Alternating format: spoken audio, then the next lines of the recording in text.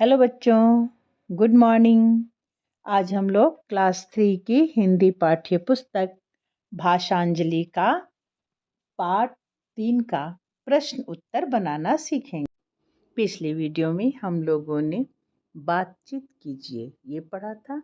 इस वीडियो में हम लोग पढ़ेंगे इन्हें आप अपनी भाषा में क्या कहते हैं लिखिए।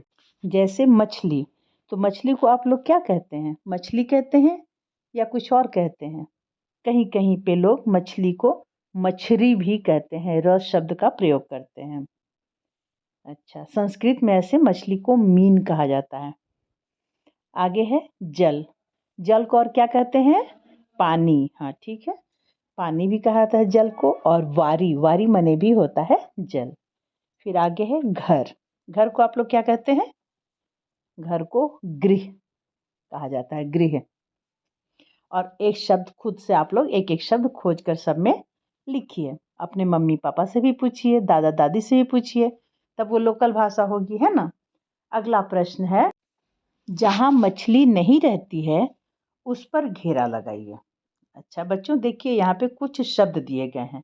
अब आपको देखकर बताना है कि मछली कहाँ रहती है और कहाँ नहीं रहती है। तो पहला शब्द है कुआं। कुआं देखा है आपने? कुआं में मछली रहती है कि नहीं रहती है? रहती है। और नदी, नदी में भी रहती है ना। हाँ ठीक है।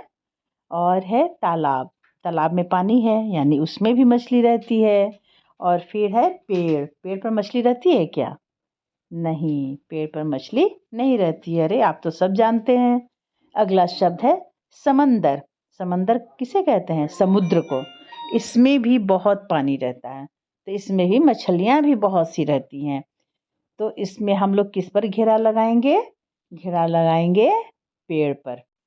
अगला प्रश्न है, जो पानी में रहता है उस पर घेरा लगाइए। अच्छा बच्चों, यहाँ देखिए, यहाँ नीचे कुछ शब्द दिए गए हैं। यहाँ जीव जंतुओं के नाम दिए गए हैं, जानवरों के भी नाम दिए गए हैं। तो आपको बताना है कि इसमें से कौन सा जानवर है जो पानी में रहता है। जैसे मछली, पहला नाम है मछली का। तो बच्चों अभी आपने पढ़ा ना कि मछली कहाँ रहती है? पानी में रहती है। तो हम लोग मछली पर गोल घेरा लगाएंगे। फिर है बकरी। क्या बकरी पानी में रहती है? नहीं ना, बकरी तो पानी में जाएगी तो डूब जाएगी। तो बकरी पर घेरा नहीं लगाना है क्योंकि बकरी पानी में नहीं रहती है। फिर है गाय। गाय भी पानी में नहीं रहती है।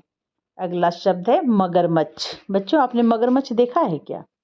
मगरमच्छ पानी में भी रहता है और कभी कभी वो पानी के बाहर निकल करके धूप भी सेकता है।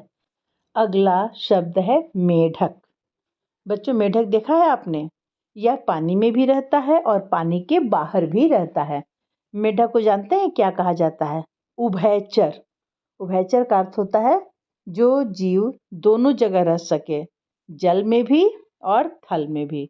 जल में रहने वाले जीव को जलचर कहते हैं और थल पर रहने वाले जीव को थलचर कहते हैं। और जो दोनों जगह रहता है उसको कहते हैं उभयचर। तो मेढक तो जल में भी रहता है और जमीन पर भी रहता है, इसलिए मेढक को उभयचर कहते हैं। तो मेढक पर भी हम लोग घेरा लगाएंगे। अब अगला प्रश्न है, इस कविता का कोई अन्य नाम लिखिए।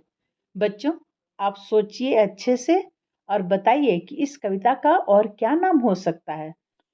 एक नाम तो मैंने सोच लिया, मछली रानी। एक और नाम मैंने सोच लिया, मछली जल की रानी। बच्चों तो आप भी सोचिए फटाफट और लिख डालिए। मिलते हैं अगले वीडियो में अगले प्रश्नों के उत्तर के साथ। तो बच्चों आप मेरे चैनल को सब्सक्राइब करिए और वीडियो का लाभ उठाइए। बाय बच्चों।